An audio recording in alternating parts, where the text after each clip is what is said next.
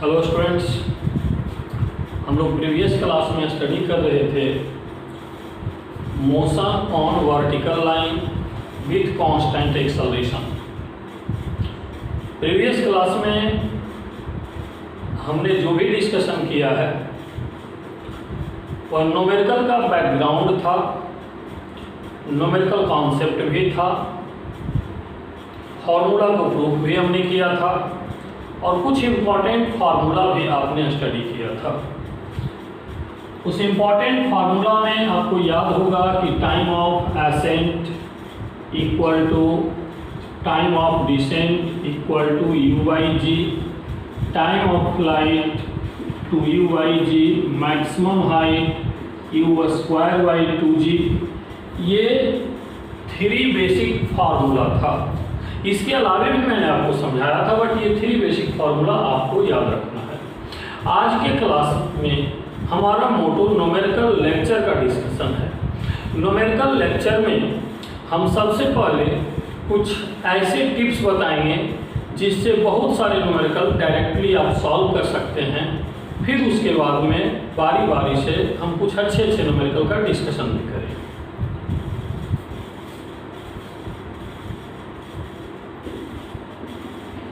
Objective tips. First number, जब किसी particle को ड्रॉप करते हैं,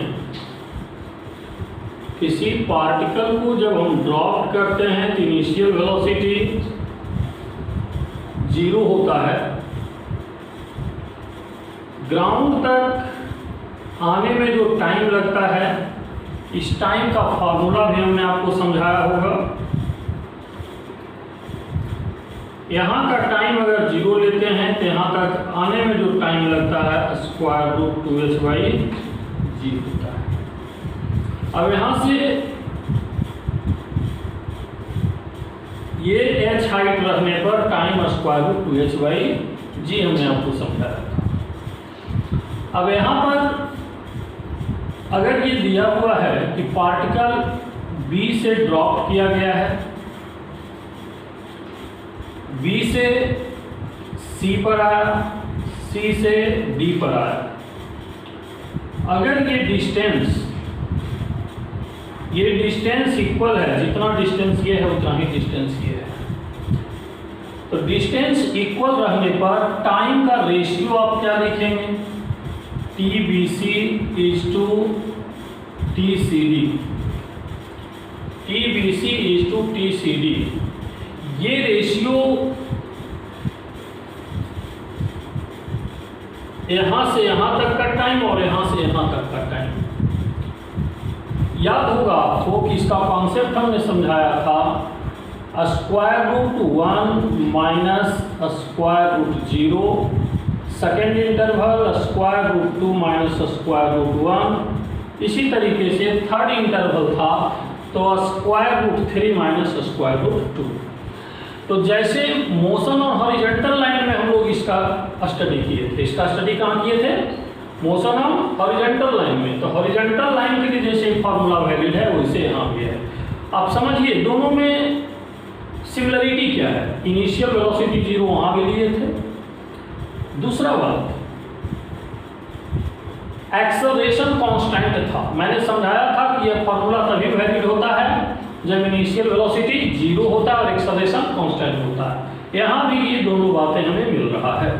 इसलिए एक ऑब्जेक्टिव डायरेक्ट ये पूछा जाता है, अगर अगला इंटरवल इसमें D से E कहीं दे दिया जाए, फिर y डिस्टेंस कवर हो रहा है, तो ये फिर टाइम का रेशियो अगर आपको कैलकुलेट करना होगा तो TCD, जैसे आपने TBC TCD दिया है उसी तरीके से TDE हो जाएगा। और आप लिख सकते हैं TBC is to TCD is to TDE is equal to root 1 minus root 0 root 2 minus root 1 is to root 3 minus root 2। अब इसके बाद आगे बढ़ते हैं। ये A नंबर हो गया। B नंबर, यहाँ पर हमने कहा कि डिस्टेंस का इंटरवल इक्वल है तो टाइम का रेशियो। लेकिन अब जरा सोचें, अगर टाइम का ही इंटरवल इक्वल होता तो डिस्टेंस का रेशियो क्या होगा? टाइम इंटरवल इक्वल होने में इसको ए नंबर हटा देते हैं, इसको 2 नंबर अलग से कर देते हैं ताकि डायग्राम हम फिर से डिस्क्राइब कर सकें। इनिशियल वेलोसिटी 0 है, मान लो ए से चला या बी से ही ले लीजिए, बी से चला, सी पर आया, सी से डी पर और डी से ई पर कहीं पहुंचा। ये यहाँ से यहाँ तक का डिस्टेंस अगर हम y1 ले लें, ये डिस्टेंस y2 ले लें और ये डिस्टेंस y3 ले लें। टाइम इंटरवल अगर तीनों का इक्वल ले, BC का टाइम t, CD का टाइम t, DE का टाइम t, तो ऐसे केस में y1 y2 y3 का रेशियो 1:3:5 होगा। ये सारा कॉन्सेप्ट पहले आप हॉरिजॉन्टल लाइन के लिए भी पढ़ चुके थे और फिर से ये वर्टिकल लाइन के लिए भी वैलिड है। तीसरा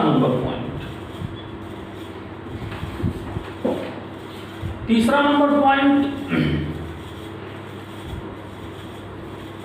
एक डायग्राम हम बना रहे हैं, इसको आप अच्छे से देखें। पार्टिकल को ए से थ्रो किया गया है, ये पार्टिकल ऊपर की ओर जा रहा है, यहाँ पर जाकर पार्टिकल रुका है, फिर यहाँ से ये वापस आना शुरू हुआ है। ए से बी पर गया, बी से वापस फिर से ये ए पर आ रहा है। जिस समय फेंका गया था वह टाइम 0 था और जिस समय यहाँ पर पहुँचा है वह time of flight capital T है। तो t = 0 पर थ्रो किया गया है, t = कैपिटल टी पर वापस आ रहा है। यहाँ से यहाँ तक जाने में और यहाँ से यहाँ तक आने में जो टाइम लगा वो टाइम ऑफ फ्लाइट है। अब जरा सोचें कि अगर ये टॉप पॉइंट पर पहुँचने का टाइम ऑफ एसेंट कुछ भी कैलकुलेशन के बाद आ सकता है, 5 सेकेंड आ सकता है, 10 सेकेंड आ सकता है, 8 सेकेंड आ सकता है, कुछ भी दे सकते हैं। अगर मान लो कि टाइम ऑफ एसेंट 5 सेकेंड है, इसका क्या मतलब है? टाइम ऑफ एसेंट 5 सेकेंड, इसका मतलब है 0 के बाद 1 सेकेंड कहीं यहाँ रहा होगा, 2 यहाँ रहा होगा, 3 यहाँ रहा होगा, 4 यहाँ रहा होगा, 5 यहाँ रहा होगा। इसके बाद 5 के बाद 6 यहाँ रहा होगा, 7 यहाँ रहा होगा, 8 रहा होगा, 9 रहा होगा, 10 रहा होगा। अब यहाँ से देखो टाइम इंटरवल 1 2 3 4 5 6 7 8 9 10 टोटल हो गया। अब केयर आप करें, जितना डिस्टेंस 4 से 5 सेकेंड में होगा ट्रैवल, उतना ही डिस्टेंस 5 to 6 में होगा। ये डायग्राम आप लोग अच्छे से समझ रहे हैं? डायग्राम पर केयर कीजिए। ये डिस्टेंस और ये डिस्टेंस आपस में क्या होगा? इक्वल होगा। फिर ये डिस्टेंस और ये डिस्टेंस आपस में क्या होगा? इक्वल होगा। इस डिस्टेंस को आप क्या कहेंगे? 4 से 5 का डिस्टेंस s5th, और इस डिस्टेंस को आप क्या कहेंगे? s6th। तो s5th = s6th। क्यों? तो 5th का मतलब इन बिटवीन 4 and 5, 6th का मतलब इन बिटवीन 6 and 5, इसके बाद 3 और 4, s4th = s7th। उसी तरीके से आप देखें तो s2 and 3 के बीच में, 2 and 3 के बीच में कितना डिस्टेंस ट्रैवल होगा? इस जो भी होगा उतना ही 7 to 8 में होगा। इसको अगर आप लिखेंगे s3rd, तो ये क्या हो जाएगा? s8th। फिर यहाँ से यहाँ तक जो डिस्टेंस ट्रैवल्ड हुआ है 1 से 2, तो s2nd = s9th। फिर इसको देखें तो s1st = s10th। इसको ऐड कर दें तो 11, इसको ऐड करें 11, इसको ऐड करेंगे 11, इसको ऐड करेंगे 11, इसको ऐड करेंगे 11। मतलब जो 11 हमने समझाया एडिशन वैल्यू, कभी भी अगर मान लो कि इसको डिसाइड कर रहे हैं बिना डायग्राम बनाए तो आप केयर कीजिए कि इन दोनों का एडिशन, इसका और इसका एडिशन वैल्यू जो आ रहा है time of flight plus 1, time of flight plus 1। Time of flight कितना होगा यहाँ पर, तो टाइम ऑफ फ्लाइट का वैल्यू हो रहा है 2 इंटू टाइम ऑफ एसेंट, मतलब 2 इंटू 5 मतलब 10 सेकेंड, और ये दोनों का एडिशन कितना रहा है 11। ये जस्ट हमने बताया वेरीफाई करने का तरीका कि मान लो डायग्राम आपने बनाया नहीं और ऑब्जेक्टिव में आंसर कर रहे हो, तो वैसे केस में हमसे गलती क्या होता है कि ये कभी 5th को 6th नहीं बताकर 7th से इक्वल कर रहे हैं, तो जब भी इक्वल करें तो इन दोनों का एडिशन टाइम ऑफ फ्लाइट से एक ज़्यादा होना चाहिए। और मैं सजेशन देता हूँ कि इस तरह के न्यूमेरिकल को कभी भी, जैसे आपको ऑप्शन दिया हुआ है कि इसमें से कौन इक्वल है, तो यस 4th को इसके बराबर कर देगा तो गलत हो जाएगा, इसके बराबर करेगा तो सही हो जाएगा।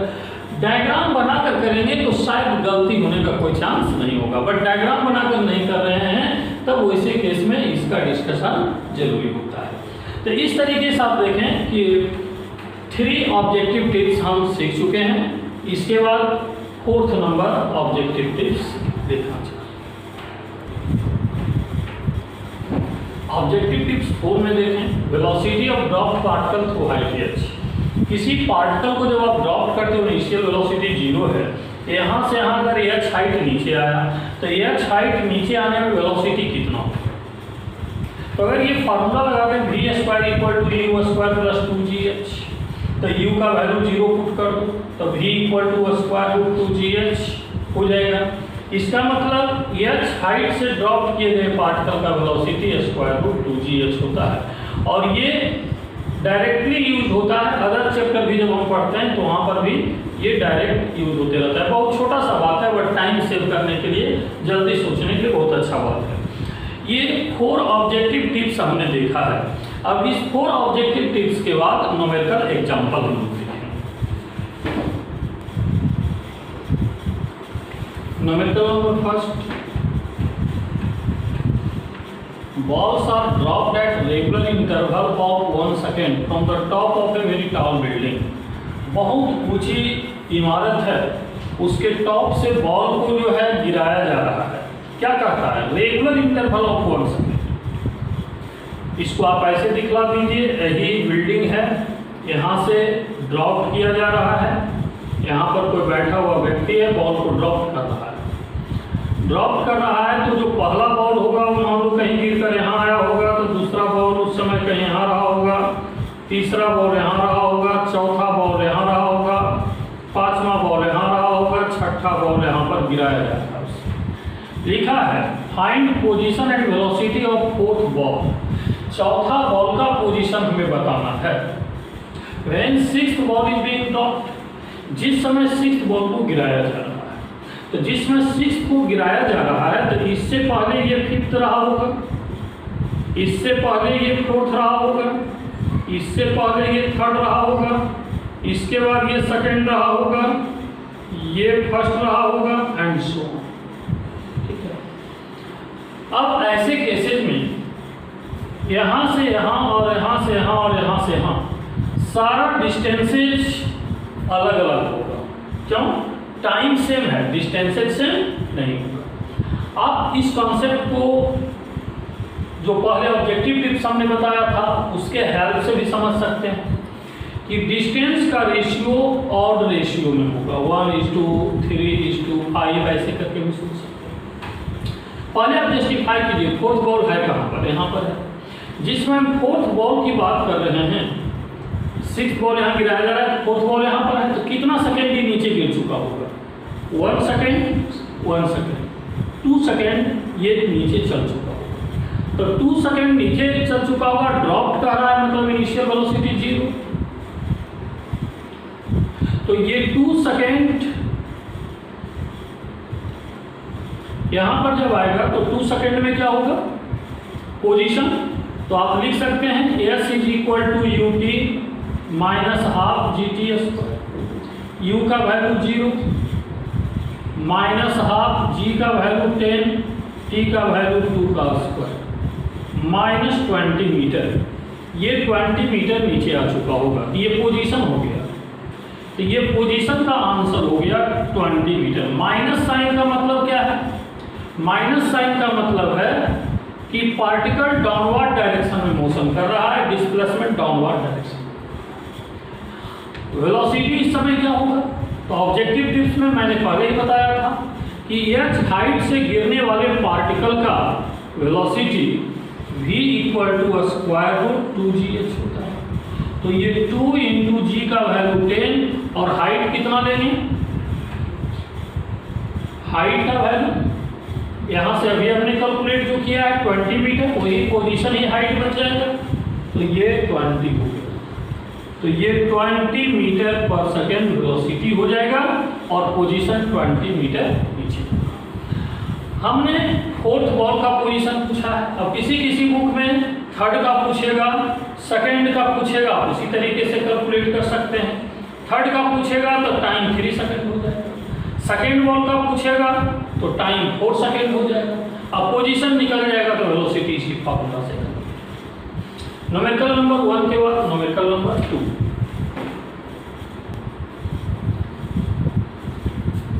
क्वेश्चन नंबर सेकेंड का सॉल्यूशन। क्वेश्चन नंबर सेकेंड को आप अच्छे से पढ़िए क्या लिखा है। 2 balls are projected vertically upward with velocity 50 metre per second and 80 metre per second. एक बॉल को 50 मीटर पर सेकेंड के स्पीड से थ्रो किया गया है और दूसरे बॉल को 80 मीटर पर सेकेंड के स्पीड से थ्रो किया गया।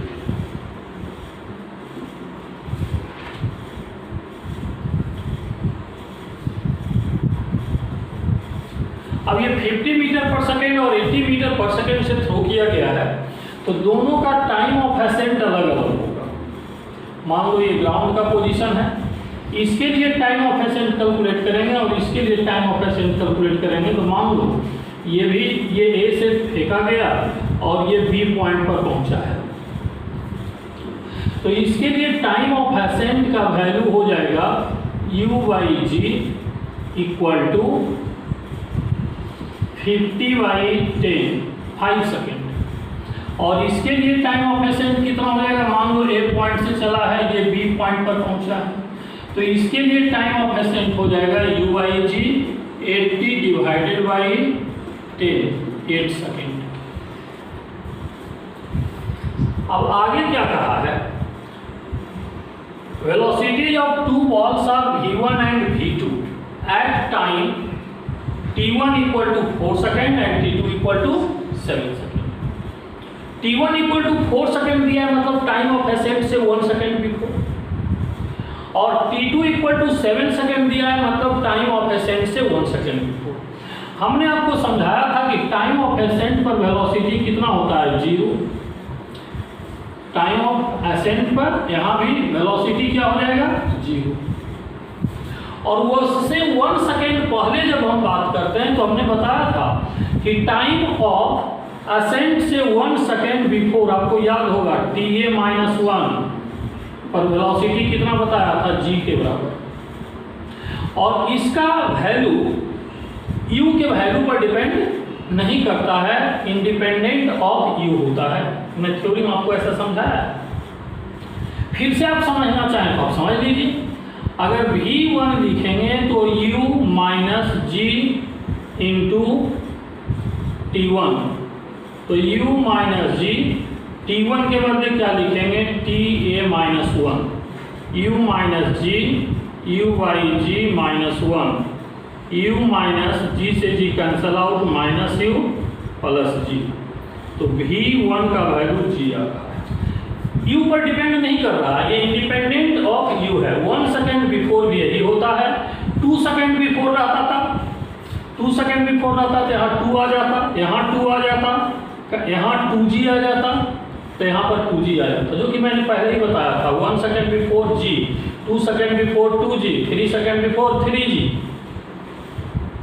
इसको जब इनिशियल वेलोसिटी से मतलब ही नहीं है, कैंसल आउट हो रहा है, तो आप 50 से भी फेंकेंगे तो वेलोसिटी 1 सेकेंड बिफोर उतना ही आएगा, और 80 से भी फेंकेंगे तो 1 सेकेंड बिफोर उतना ही आएगा। अब ऐसे केस में V1 और V2 का वैल्यू कैलकुलेट करना है, तो V1 G आ रहा है, तो V2 का वैल्यू भी क्या होगा, G हो जाएगा। V2 equal to U minus G into T2। Solution हमने फॉर्मेलिटी के लिए किया है। यहाँ पर ऐसे क्वेश्चन के लिए सॉल्यूशन करने की कोई जरूरत नहीं है, बल्कि क्लास डिस्कशन के रिजल्ट से डायरेक्ट आप समझ सकते हैं कि 1 second before velocity G, 2 second before 2G, 3 second before 3G, U से कोई मतलब नहीं है, इंडिपेंडेंट ऑफ U है। तो इस तरीके से इसका भी G और इसका भी G, तो रेशियो कैलकुलेट करना है, तो रेशियो का आंसर क्या हो जाएगा, V2 by V1 equal to G by G equal to 1, यही आंसर हो गया। बहुत सिंपल क्वेश्चन था, इतना मैंने दिखावा के लिए आपको समझाया है। अगर क्लास डिस्कशन का थ्योरी आपके दिमाग में चल रहा है तो देखते के साथ आंसर होना चाहिए, रेशियो ही V2 by V1 equal to 1। Next numerical number 3। Numerical number 3 में जो लैंग्वेज लिखा है, इस लैंग्वेज को आप अच्छे से पढ़ें, उसके बाद हम सॉल्यूशन की ओर बढ़ेंगे। A particle is thrown vertically upward with a speed 45 metre per second. Find the distance covered by the particle in the 5th second of its journey. 5th second of its journey, mind कीजिए ये 5th second आ कहाँ रहा है। 5th second का मतलब हमने बताया था इन बिटवीन 4 एंड 5। तो सबसे पहली बात, इन बिटवीन 4 एंड 5 की अगर हम बात करें,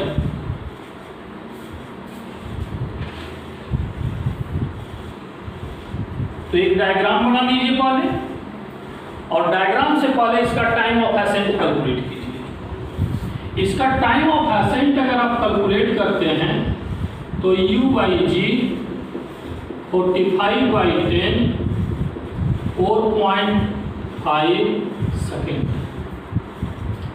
टाइम ऑफ एसेंट 4.5 सेकेंड। अब ये टाइम ऑफ एसेंट 4.5 सेकेंड है, और हमसे क्या पूछा गया है, 5th सेकेंड। तो इमेजिन कीजिए कि अगर यहाँ से थ्रो किया गया है किसी बॉल को, और ये U equal to 45 metre per second है, तो ये टाइम 4.5 है। हमसे 5th कहा गया है, तो 5th का मतलब 4 to 5 सोचेंगे, तो 4.5 यहाँ पर है, तो निश्चित रूप से 4 सेकेंड यहाँ पर कहीं होगा, और 5 सेकेंड यहाँ पर कहीं होगा। मतलब बॉल जिस समय ऊपर 4 सेकेंड पर बॉल ऊपर जा रहा था, और 5 सेकेंड पर, इसको और फिगर क्लियर दिखे पीछे वाले स्टूडेंट को, इसलिए हम थोड़ा नीचे दिखला रहे हैं। जिस समय ये 4 सेकेंड पर था तो बॉल ऊपर जा रहा होगा, और जब 5 सेकेंड पर रहा होगा तो बॉल नीचे आ रहा होगा। हमसे पूछा गया है displacement covered in 5th second. आप देखिए, distance covered by the particle in the 5th second. Sorry, distance पूछा गया है, डिस्प्लेसमेंट नहीं, केयर करेंगे। तो जब डिस्प्लेसमेंट पूछा गया है तो यहाँ से यहाँ तक का डिस्टेंस और यहाँ से यहाँ तक का डिस्टेंस, डिस्प्लेसमेंट जब पूछा जाता तो फिर आप ये सोचें कि ये यहाँ था 5th सेकेंड में, और फिर यहाँ आ गया, तो डिस्प्लेसमेंट इनिशियल फाइनल सेम हो जाएगा, तो डिस्प्लेसमेंट इसमें 0 होगा। फिर से आप सुन लीजिए, न्यूमेरिकल दोनों तरीके से पूछा जाता है, डिस्टेंस भी पूछा जाता है और डिस्प्लेसमेंट भी। अगर इसमें डिस्प्लेसमेंट पूछा जाता तो डिस्प्लेसमेंट का आंसर क्या होता, डिस्प्लेसमेंट का आंसर 0 होता। क्यों? तो देखिए 4 सेकेंड पर पार्टिकल यहाँ है और 5 सेकेंड पर पार्टिकल यहाँ पर है, और हमसे पूछा गया है 5th सेकेंड, तो 5th सेकेंड मतलब इन बिटवीन 4 एंड 5, तो जहाँ से चला वहीं पर वापस आ गया, तो डिस्प्लेसमेंट 0। लेकिन इसमें डिस्प्लेसमेंट नहीं, डिस्टेंस पूछा गया है। जब डिस्टेंस पूछा गया है तो यहाँ से यहाँ तक का डिस्टेंस प्लस यहाँ से यहाँ तक का डिस्टेंस, तो यहाँ से यहाँ तक का डिस्टेंस में टाइम कितना है, टाइम हाफ सेकेंड है, और इसके लिए भी टाइम कितना है, हाफ सेकेंड। तो यहाँ भी टाइम हाफ सेकेंड, यहाँ भी टाइम हाफ सेकेंड। अब इसको कैलकुलेट कर लीजिए, जितना डिस्टेंस इधर होगा उतना ही डिस्टेंस इधर होगा, हमारा आंसर क्या होगा, दोनों का एडिशन। यहाँ से यहाँ तक का डिस्टेंस या यहाँ से यहाँ तक का डिस्टेंस को एक कैलकुलेट कर लीजिए, तो distance S2 is equal to ut minus half GT square. u का वैल्यू 0, S2 का मतलब ये डिस्टेंस को हमने S2 ले लिया है। अब यहाँ से देखिए minus half GT square, minus half G का वैल्यू 10, 1/2 का स्क्वायर, ये कितना आ गया 10/8। नेगेटिव साइन का मतलब डाउनवर्ड डायरेक्शन है, 10/8 आई मीन इसको आप डिवाइड कर लें तो 5/4, 1 नोमेरिकली अगर लिखें, माइनस साइन को इग्नोर करें तो नोमेरिकली लिखें तो कितना हो जाएगा 1.25। तो जैसे डिस्टेंस S2 हुआ है उसी तरीके से डिस्टेंस S1 कितना हो जाएगा। तो डिस्टेंस S1 जब आप लिखेंगे तो अब कैलकुलेट करें या ना करें इसकी कोई जरूरत नहीं, क्योंकि हमने कहा जितना S2 होगा उतना ही S1 भी होगा। तो S1 equal to 1.25 metre is equal, total distance कितना हो जाएगा, S equal to S1 plus S2, 1.25 plus 1.25 equal to 2.5 metre. इस न्यूमेरिकल में स्टूडेंट से गलती क्या होता है, जब डिस्टेंस पूछा जाता है तो फार्मूला यूज करके आप इसको कैलकुलेट नहीं कर सकते हैं। बहुत सारे स्टूडेंट इसमें गलती क्या करते हैं ये समझने का प्रयास कीजिए।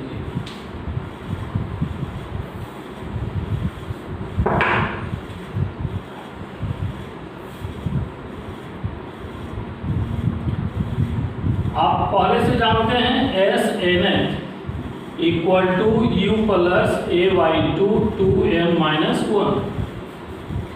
जब फिफ्थ कहेगा तो n का वैल्यू क्या पुट करेंगे, 5 पुट करेंगे। तो U का वैल्यू आप यहाँ पर क्या कंसीडर करेंगे, इनिशियल वेलोसिटी।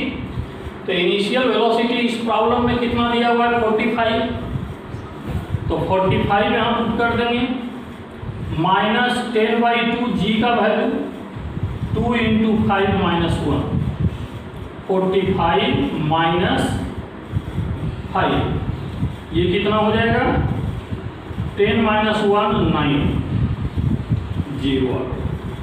तो देखिए जब डिस्प्लेसमेंट कहेगा SN में ये जो वैल्यू आ रहा है डिस्प्लेसमेंट का आ रहा है, लेकिन आपसे क्या पूछा गया है डिस्टेंस का। तो जब डिस्प्लेसमेंट पूछेगा तो आप डायग्राम बना करके भी डायरेक्ट 0 बता सकते हैं, ये फार्मूला लगा करके भी 0 बता सकते हैं। तो इसको हमने नोट पॉइंट में लिखा है कि डिस्प्लेसमेंट कैलकुलेट करना इस प्रॉब्लम में बिल्कुल आसान है, आप फार्मूला यूज कर सकते हैं, बट फार्मूला यूज करके डिस्टेंस आप कैलकुलेट नहीं कर सकते हैं, इसलिए डिस्टेंस के लिए ये मेथड हमारा रॉन्ग होगा। तो ये जो सॉल्यूशन हमने बताया ये सॉल्यूशन क्या है, wrong method for distance. Distance के लिए ये मेथड रॉन्ग है, डिस्प्लेसमेंट के लिए आप यूज कर सकते हैं। और ऐसे भी ये फार्मूला डिस्प्लेसमेंट के लिए आप पढ़े थे, डिस्टेंस के लिए नहीं पढ़े थे।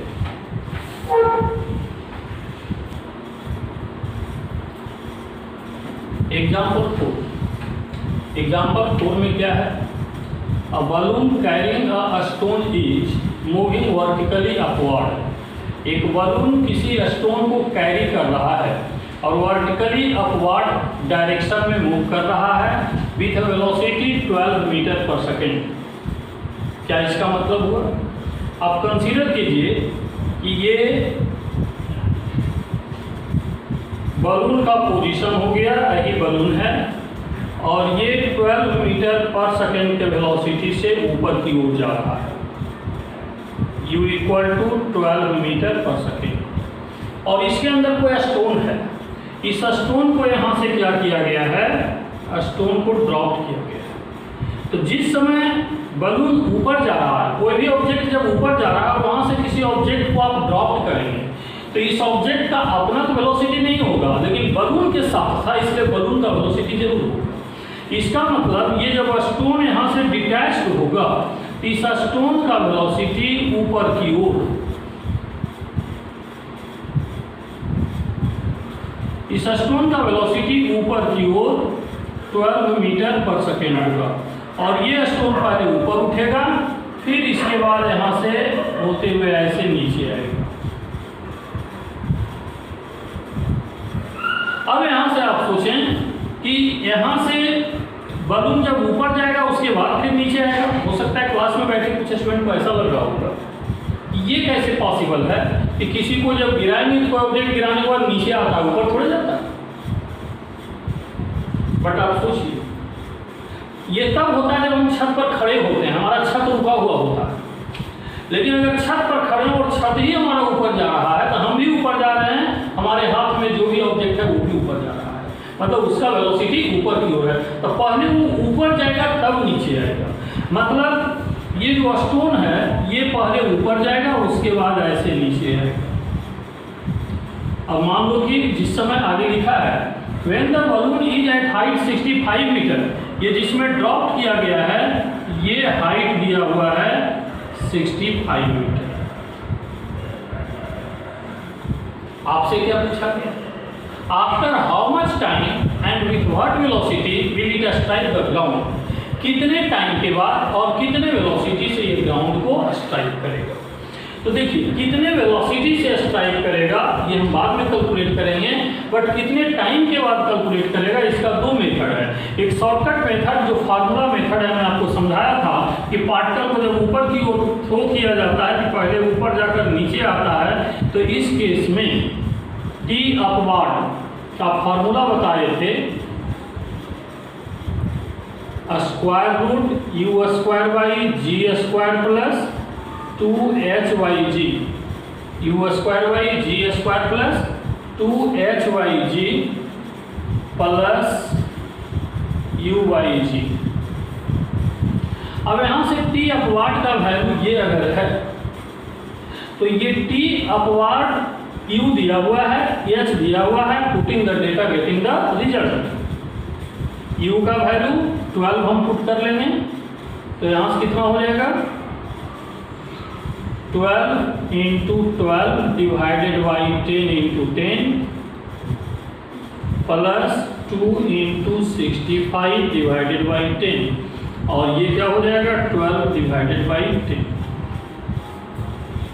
इसके बाद इसको आप कैलकुलेट करें तो टोटल वैल्यू कितना हो जाएगा, ये 12/10 मतलब 1.2 हो गया, प्लस स्क्वायर रूट के अंदर जो वैल्यू है ये 130/10 है, और ये कितना हो जाएगा 144/100।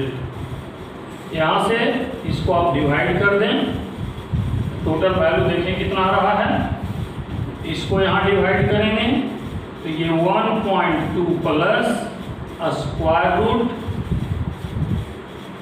13.13 प्लस 1.44 इक्वल टू 1.2 प्लस ये वैल्यू कितना आ जाएगा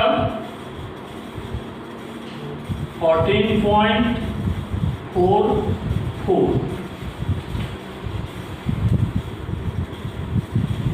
ये वैल्यू यहाँ पर जब आप ऐड अप करेंगे तो स्क्वायर रूट 14.44 आ रहा है। अब देख लीजिए कैलकुलेशन, इसका स्क्वायर रूट कैलकुलेट करेंगे तो ये निश्चित रूप से जो स्टूडेंट समझ रहे हैं आप कैलकुलेट कर लीजिए। बाकी जो मैं सजेस्ट कर रहा हूँ, ये अगर 16 होता तो 4 सेकेंड आता, ये 4 सेकेंड से कम आ रहा होगा। आप लोग कैलकुलेट कर रहे हैं ना, आप लोग कैलकुलेट कीजिए 4 सेकेंड से कम आना चाहिए, और 4 सेकेंड से थोड़ा सा ही कम आएगा। एज आई थिंक ये 3.7 3.8 क्या रहा है 3.8, चलो राइट, तो 1.2 plus 3.8 this value is equal to 5 second.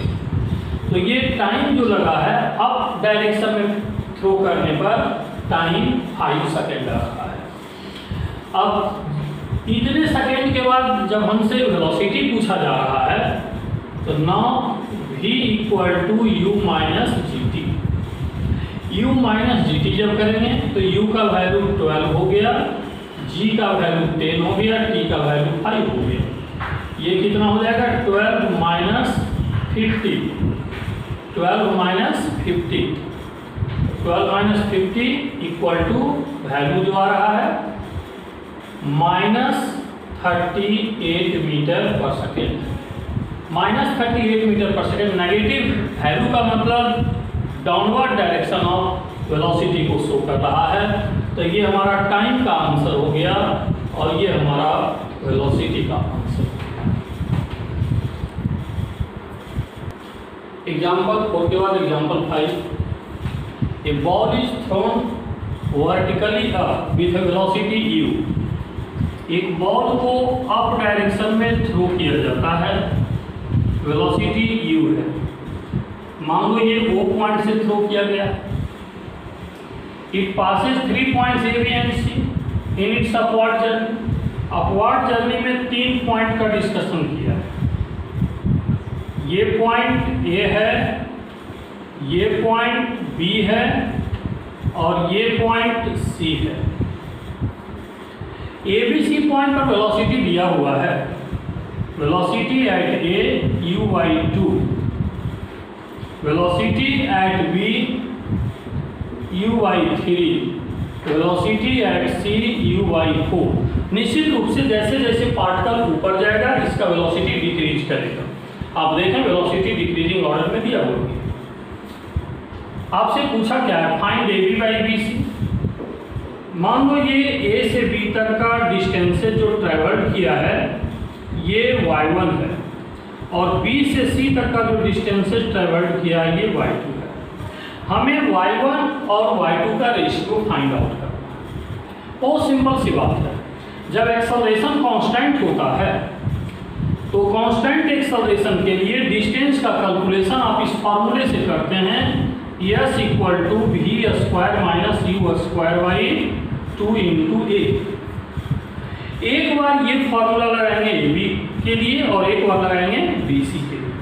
जब AB इंटरवल में ये फार्मूला लगाएंगे तो AB में A इनिशियल है और B फाइनल है। तो y1 equal to vb square minus va square divided by 2 into a का वैल्यू g के बराबर हम रखेंगे, ये 0। vb का वैल्यू दिया हुआ है, पुटअप कर लीजिए, u/3 का square minus va square u/2 का square divided by 2 into g। यहाँ से जो भी कैलकुलेशन आता है y1 निकल जाएगा। फिर उसी तरीके से y2 निकाल लेंगे। y2 जब कैलकुलेट करेंगे तो vc square minus vb square by 2g। तो vc का वैल्यू पुटअप करेंगे तो u/4 का square minus vb square u/3 का whole square by 2 into g।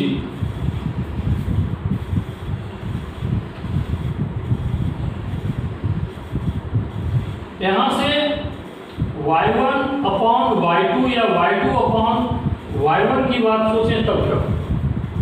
तो y1 अपॉन y2 यहाँ पूछा क्या है, AB अपॉन BC। AB को हमने y1 लिया है तो AB upon BC equal to y1 upon y2। y1 upon y2 2g cancel out हो गया। ये वैल्यू रह गया u square by 9 minus u square by 4 और नीचे का वैल्यू क्या रह गया, u square by 16 minus u square by 9। Then y1 बाई y2 इज इक्वल टू ये 4u square minus 9u square, तो 9 इंटू 4 और ये हो जाएगा 9u square minus 16u square 9 into 16। 9 9 cancel out, y1 upon y2 equal to -5u²। इसके बाद 16y4, ये कितना हो जाएगा 9 - 16 -7u²। अब यहाँ से minus minus cancel out, u² cancel out, cancellation के बाद जो रिजल्ट रह जा रहा है इसको आप लिखें 5 × 16 डिवाइडेड बाई 4 × 720/7। तो ये रेशियो हो गया y1/y2 इक्वल टू 20/7, ये आंसर।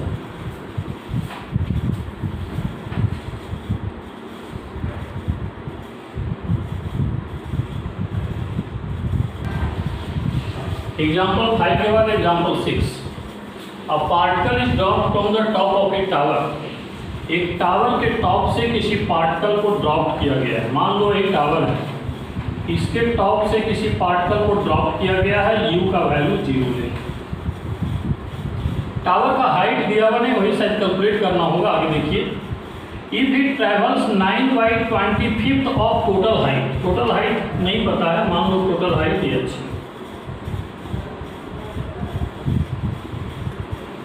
लास्ट सेकेंड मतलब मान लो कि इसको यहाँ तक आने में टाइम लगता है n सेकेंड, ठीक है।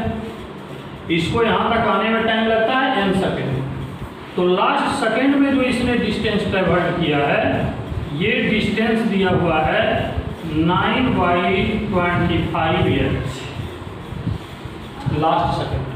मतलब ये टाइम अगर n लेते हैं तो ये टाइम क्या हो जाएगा n-1, मतलब n और n-1 के बीच 9/25h डिस्टेंस कवर करता है। अब इसके सॉल्यूशन के लिए सबसे पहले तो टाइम ऑफ फॉल पूछा है, यहाँ से यहाँ तक आने में कितना टाइम लगेगा। तो हमने इसी टाइम को क्या मान लिया है n, तो n कैलकुलेट कर लेंगे, तो उसके बाद h कैलकुलेट कर लेंगे। तो सबसे पहला टारगेट हमारा है n को कैलकुलेट करना। अब यहाँ से आप देखें कि ये nth सेकेंड का ट्रेवल्ड डिस्टेंस है। ये क्या है, nth सेकेंड का ट्रेवल्ड डिस्टेंस है। तो nth सेकेंड का ट्रेवल्ड डिस्प्लेसमेंट के लिए हम लोग क्या लिखते हैं, u + a/2 2n-1। बट ये दिया हुआ कितना है n/25h 0। ये डाउनवर्ड डायरेक्शन में है तो डिस्प्लेसमेंट नेगेटिव होगा। यहाँ पर माइनस लिखेंगे, 0 - g/2 2n-1। Minus minus plus हो जाएगा, तो यहाँ से 2 × 9/25h। आप देख लो यहाँ से 2 × 9/25h। चाहे तो आप g को इधर कर लें, 2n-1। अब एक इक्वेशन हमारे पास और भी अवेलेबल है। वह इक्वेशन क्या है, इसको इक्वेशन फर्स्ट कर लें। यहाँ से यहाँ तक आने में टाइम n हमने कंसीडर किया है, जबकि आप जानते हो कि h हाइट फॉल करने में जो टाइम लगता है वह √2h/g होता है। टाइम ऑफ फॉल का ये फॉर्मूला होता है। तो इस फॉर्मूला को यूज करें तो n √2h/g। यहाँ से h का वैल्यू यहाँ पुटअप कर लेते हैं कि 2h/g इक्वल टू n²।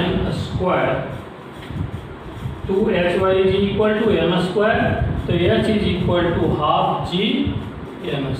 ये इक्वेशन 2 हो गया। From first and second, from first and second, from first and second 18/25g। आप देख लें यहाँ पर इक्वेशन फर्स्ट में जो आया था 2 × 9 18/25g। h के बदले हमने क्या पुट कर दिया है, ये h के बदले ½ gn² में पुट किया है। तो ½ gn² पुटअप कर दिया तो 2n-1 हो गया। आप लोग अच्छे से देख रहे हैं ना कैलकुलेशन को। अब g से g कैंसल आउट हो गया, ये 9/25n² equal to 2n minus 1।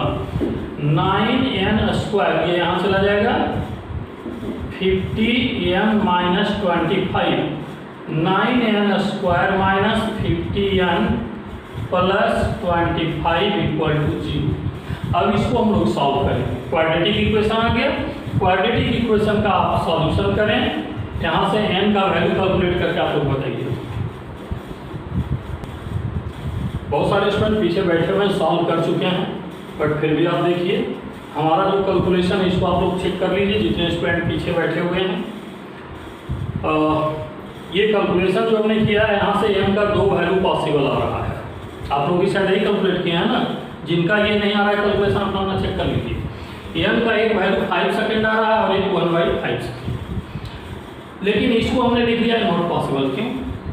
इसलिए लिखा है कि जब पार्टिकल को आपने ड्रॉप किया है तो इसने कहा है लास्ट सेकेंड मतलब 1 सेकेंड, लास्ट 1 सेकेंड। तो लास्ट 1 सेकेंड में जब 9/25h टाइम हो रहा है तो टोटल टाइम 1 सेकेंड से कम होने का कोई मतलब होता ही नहीं। जब भी होगा तो 1 सेकेंड से ग्रेटर होगा। इसलिए ये पॉसिबल नहीं है। आप लोग समझे मेरे बात को? जैसे एक 5 सेकेंड है और एक 1/5 सेकेंड है। 1/5 का मतलब 1 से छोटा वैल्यू है ना। तो जब लास्ट 1 सेकेंड में ट्रेवल कर रहा है 9/25h तो बाकी में जो टाइम लगा होगा वो 1 सेकेंड के बाद कुछ भी लगा होगा तो टोटल टाइम 1 से ग्रेटर होगा, टोटल टाइम 1 से लेस नहीं होगा। इसलिए इसको हमने रिजेक्ट कर दिया। तो आंसर हमारा ये हो गया।